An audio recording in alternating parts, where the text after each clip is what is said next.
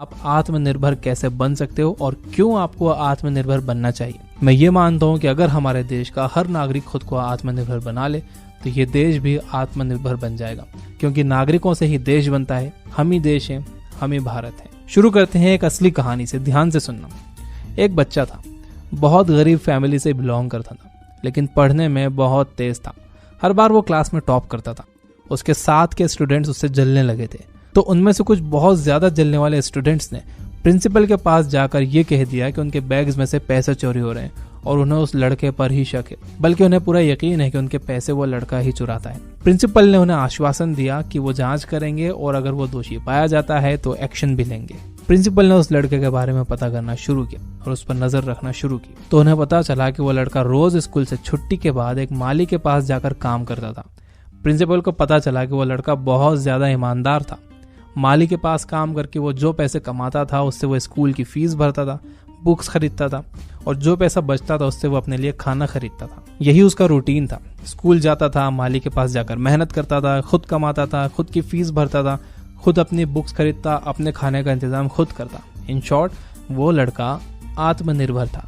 तो एक दिन प्रिंसिपल ने सारे बच्चों के सामने उस लड़के को खड़ा किया और कहा, मैंने देखा है कि बेटा तुम बहुत ज्यादा मेहनत कर रहे हो, स्कूल में भी अच्छी पढ़ाई कर रहे हो और बाहर भी काम कर रहे हो। तुम अपने स्कूल की फीस माफ क्यों नहीं करवा लेते? लड़के ने कहा, सर मैं खुद को इतना आत्मनिर्भर, इतना जिम्मेदार मानता हूँ कि मैं खुद अपने स्कूल की फीस पे कर सकता हूँ। मुझे पता है कि मेरे साथ जो स्टूडेंट्स पढ़ रहे हैं उनके पेरेंट्स मेहनत करके उनकी फीस भर रहे हैं, लेकिन जब मैं इतना कैपेबल हूँ, मैं इतना आत्मनिर्भर हूँ, तो मैं अपनी फीस माफ क्यों करवाऊँ?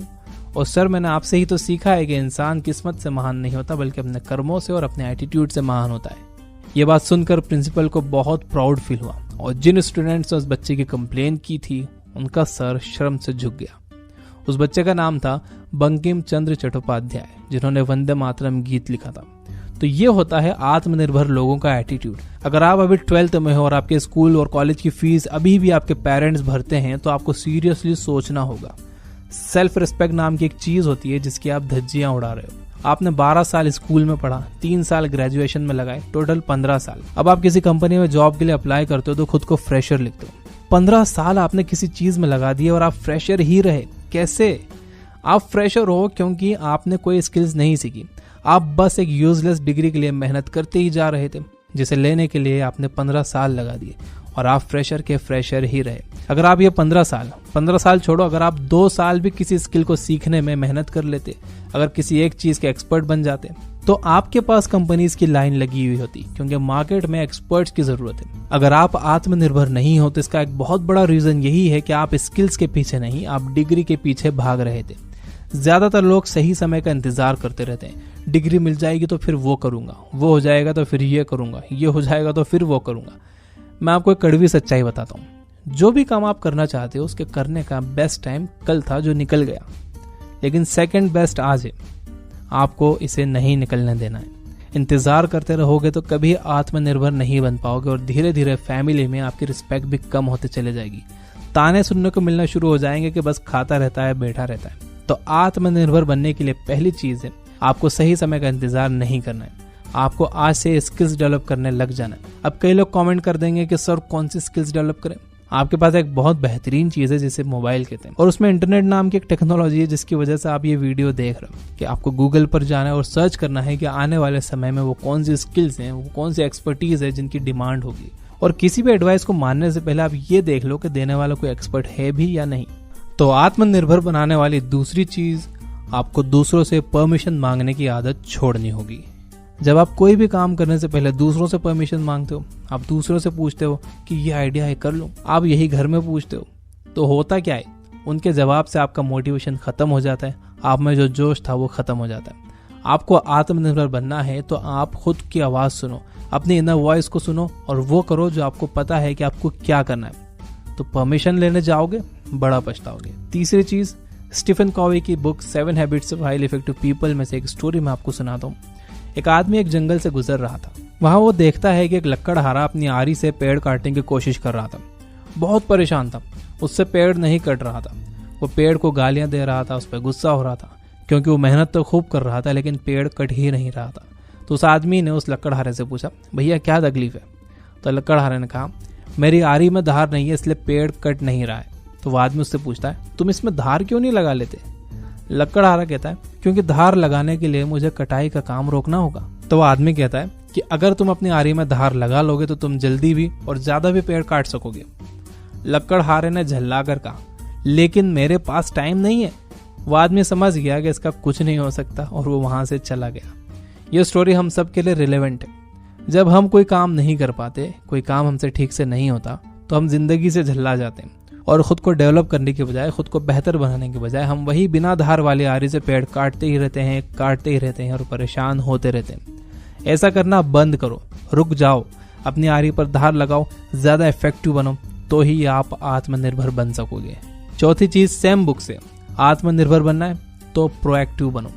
प्रोएक्टिव का अपोजिट होता है रिएक्टिव। ये दोनों एग्जैक्टली क्या होते हैं एक एग्जांपल से मैं आपको समझाता हूँ। मान लो कि कोई इंसान है जो बेरोजगार है और उसे घर में ताने मारे जाते हैं उसके बेरोजगार होने पर। अब अगर वो रिएक्टिव होगा तो वह जवाब देगा कि मैं आपकी वजह से ही बेरोजगार हूँ, आपने मुझे अच्छे स्कूल में नहीं पढ़ाया, आपने मुझे अच्छे कॉलेज में नहीं पढ़ाया, आपने ये नहीं किया, आपने वो नहीं किया। लेकिन अगर वो इंसान प्रोएक्टिव है तो वो अपने बेरोजगार होने की जिम्मेदारी लेगा। वो बेरोजगार है क्योंकि उसने कोई नई स्किल्स नहीं सीखी, वो बेरोजगार है क्योंकि उसने कोई प्लानिंग नहीं की, वो बेरोजगार है क्योंकि वो केयरलेस होकर जी रहा था। ये बंदा रियलाइज करेगा कि गलती मेरी ही है और मुझे ही इसे ठीक करना होगा। मैं ही हूं जो मेरी लाइफ बदल सकता हूं। इसे कहते हैं प्रोएक्टिव अप्रोच। आप कमेंट करके मुझे ये बताओ कि आप आपकी लाइफ के किन एरियाज में रिएक्टिव हो और किन एरियाज में प्रोएक्टिव हो। इस वीडियो को ओवरऑल देखा जाए तो मैं बात कर रहा हूँ एटीट्यूड की। क्या आपका एटीट्यूड भेड़ बकरियों वाला है जो उसके मालिक के पीछे झुंड में चलती ही रहती है, उन्हें पता ही नहीं होता है कि वो कहाँ जा रही हैं, उनका मालिक उन्हें स्लॉटर हाउस ले जाकर काट भी देता है, तब भी वो मालिक के पीछे झुंड में चलती ही रहती हैं, वो अपना दिमाग बिल्कुल इस्तेमाल नहीं करती।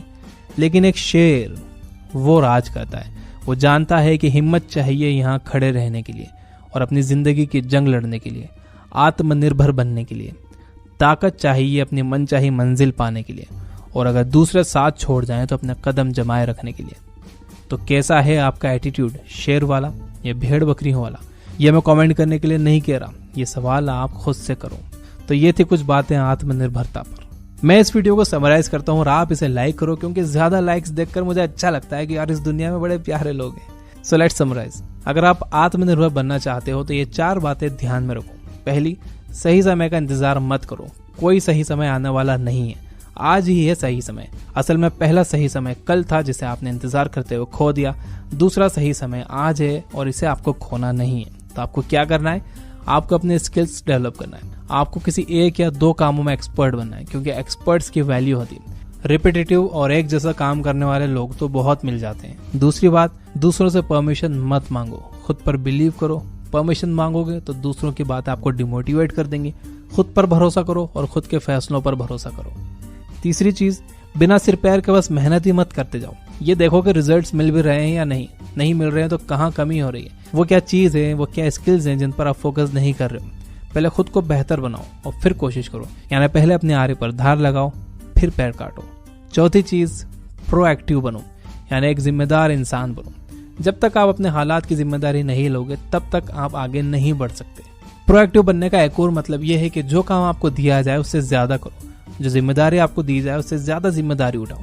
जब आप आपको दिए गए काम से ज्यादा काम करते हो, ज्यादा जिम्मेदारी लेते हो, तो लोग आप पर डिपेंड हो जाते हैं, और जब लोग आप पर डिपेंड हो जाते हैं तो आपकी वैल्यू बढ़ती है, और जब आपकी वैल्यू बढ़ती है तो आपकी इज्जत भी बढ़ती है और आपकी इनकम भी बढ़ती है। समझे ना? अपना नॉलेज बढ़ाने के लिए आप ये बुक ऐप डाउनलोड करके उस पर सैकड़ों बुक्स की समरीज हिंदी में सुन सकते हो। उस पर अभी डिस्काउंट भी चल रहा है। Finally, you guys are amazing.